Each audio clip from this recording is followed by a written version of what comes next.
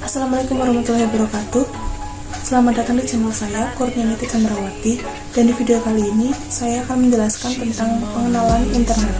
Langsung saja kita ke penjelasannya. Pengenalan internet.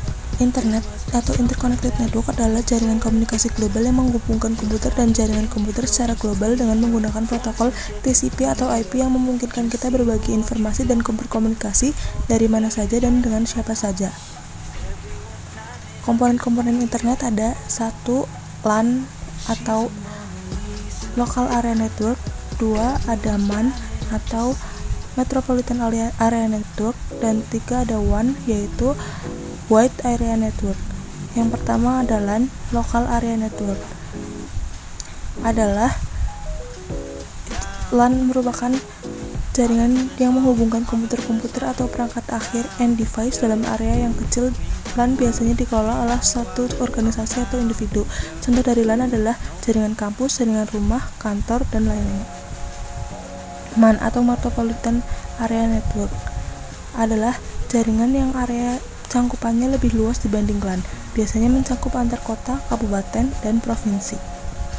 WAN, Wide Area Network, merupakan jaringan komputer yang meliputi area geografis yang sangat luas seperti antar kota, antar negara, dan antar benua. Fungsi internet yaitu 1. Memudahkan untuk mengakses informasi, memudahkan komunikasi, memudahkan dalam pekerjaan, sebagai media bertukar sumber daya, sebagai media untuk akses berita, sarana hiburan, kemudahan dalam pemasaran bisnis, kemudahan dalam berbelanja. Sejarah internet. Jaringan internet pertama kali dikembangkan tahun 1969 oleh Departemen Pertahanan Amerika Serikat yang dikenal dengan nama Advanced Research Project Agency Network atau ARPANET. ARPANET mulai melayani beberapa layanan basis data untuk komersial seperti Lexis, SDC, Orbit, Dialog, dan The New York Times Data Bank, dan sebagainya. Lalu jaringan dial-up. Pada tahun 1973, universitas terkenal di Amerika yaitu University College of London dan Inggris serta Royal Radar Establishment dari Norwegia bergabung dengan ARPANET. Pada tahun 1982, internet dikembangkan dengan TCP dan IP yang digunakan sebagai protokol. Semua yang mengakses internet tidak perlu lagi mengakses ARPANET. Seiring dengan berjalannya waktu, internet mulai banyak digunakan oleh beberapa negara di dunia. Berawal dari adanya media online luar negeri pada tahun 1990, koran pertama Amerika dikeluarkan oleh Chicago Tribune hingga masuk ke Indonesia sekitar tahun 1994.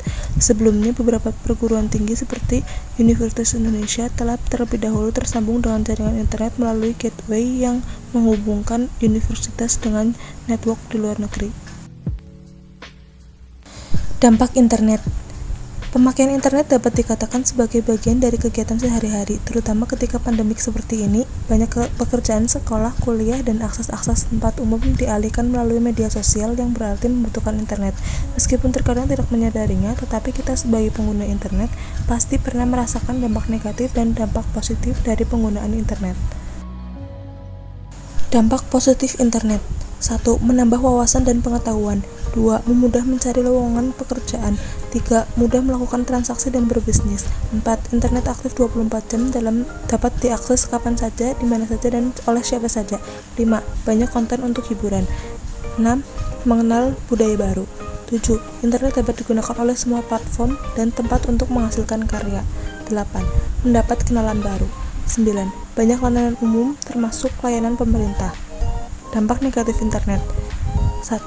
Konten pornografi, tersebarnya informasi palsu, menampilkan kekejaman. 4. Penipuan. 5. Pencurian data atau informasi.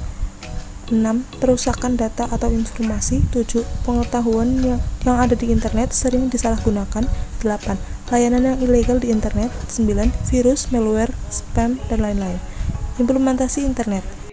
Kehadiran internet beberapa dekade yang lalu benar-benar telah merevolusi cara kerja dunia dengan begitu cepat. Era baru sudah di ambang pintu, yaitu era Internet of Things atau IoT. Menurut Gartner Research Firm, perangkat pintar yang akan terhubung diproyeksi mencapai 20 miliar perangkat di seluruh dunia pada tahun 2020 mendatang. Pemanfaatan IoT diharapkan semakin masif, Sebab IoT tidak hanya berbicara tentang perangkat yang menjadi pintar, tetapi juga memindai dan komunikasi antara sesama mesin. 1. Smart Garage Door.